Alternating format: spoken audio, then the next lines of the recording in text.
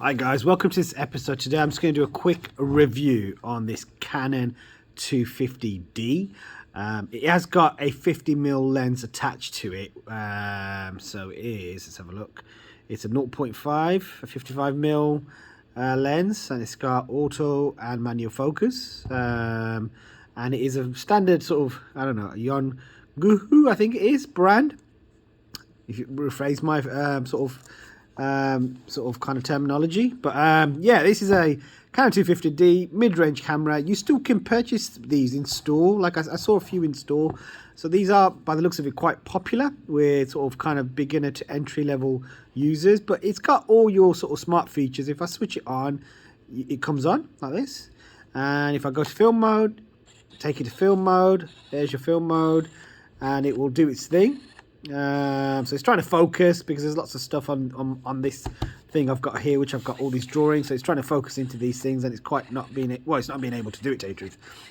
But if I take it out of maybe autofocus, put it into manual focus, I think it should be able to sort of do it a bit better if I sort of move the wheel, the focus wheel around a little bit. There we go. Okay, so that's now a bit more in focus, if you can see. So yeah, just what I like about this camera, it's a review I'm talking. I'm not sort of going too much into settings. I like this flip screen. This flip screen is quite cool, and it does flip out like this, and you can sort of pivot it sort of up and down like this, and it sort of snaps back quite nicely in as well. It's quite small. It's not a massive camera, to tell you the truth, and it's very light.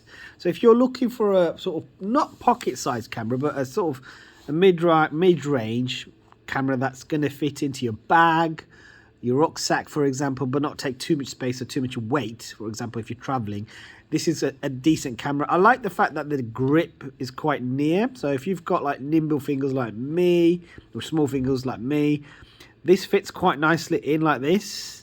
So I don't think it's designed for people with bulky arms, you know. I think it's designed for people that have, you know, like to hold. But, you know, like I said to you, there is still a gap between my fingers. So if you do have bulky fingers, it will just probably nicely squeeze in there. And it's got a nice grip and a hold. So I do like that, you know, in this camera. I like the feel of it as well. There's a nice grip on here, which, you know, it's got a nice texture grip, which, you know, you feel like you're holding onto it and it slip out of your hands quickly. All the standard things, you know, your battery, it uses one of these, so if I take this out, you know, pull this out, snaps back out. I like the fact that it's quite small as well. What is it? This is a lithium battery, I think it is. It is a... I don't know. It comes with the cameras. I think it's a lithium battery, but I like the fact it's quite small.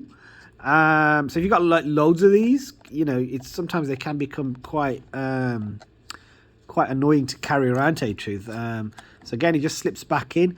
I just don't think, you know, nowadays, I think, why aren't these cameras just charging up themselves? You know, like with like smartphones. I just don't see the point of batteries. Maybe brands are still trying to get, you know, money out of us with buying multiple batteries. But I do think it's a bit old school, to tell you the truth. But yes, it's got a battery. It's got a hot shoe, which I quite like. Some of these newer cameras don't even have a hot shoe these days. And, you know, it is touchscreen. So if I click on the Q button over here, I can hover through things on this camera like this. So I do like that feature. So I can click on this and go through various settings. So if I put it in picture mode and put it in auto mode, I can actually flick through by clicking on this cube. So it gives you a little direction on what to click on, and then I can click on any of these icons and change various settings. And again, it's a bit like a smartphone, where you can sort of flick through various settings and get to what you need to get to. It's not as quick as a smartphone in terms of like navigating through. So if you're used to using an iPhone or a Samsung, for example, you're probably very accustomed to using a very quick interface if you've got one of the top ranges. This isn't as quick. There is a tiny little bit of lag, as you can see. So when I do click, you know, it's not as seamless as you're probably used to on your smartphones. I still like the fact that they've got all these things here, you know, the Q button, so you can still click and flick through like this. I find this quicker, Tatru. So if you notice that seems to move quicker as opposed to me clicking on here. See, you know, see the speed? It's just a little bit quicker. So old school isn't you know, dead school. You know, old school still has value, and you can still sort of go through things quite quickly. You know, if I click on this, I do like the kind of digital viewfinder. I like the fact that you can navigate through things like this. So see, I'm sort of kind of like hovering here, and you can see that there's certain things that it's trying to focus into, like that bit there. And I do like the fact that I can view my contents here, and I can click on this and go through the various things on this camera. So those are some nice features on this camera. So if you are looking to get a Canon 250D, they retail about £500 in the UK with a 55mm lens. I think they come with. I'm not sure about other countries, but you might need to look into your you know, sort of where you live and see how much they go for, you know, online at your, you know, sort of your retail stores. But they're okay. Would I pay 500 quid for this camera? That's a question to ask. I personally, this is one from my workplace, and it's okay to use in a college or university settings. Would I pay one just to have? Probably not. I would probably spend a little bit more and get myself a mirrorless camera. As a backup camera, would I have this? Probably not. I would go for probably a 90D or even a 5D as a backup these days. This I would probably just have for learning purposes, as a point and shoot, just to showcase the various settings, and you know, so I know what I'm doing with my camera.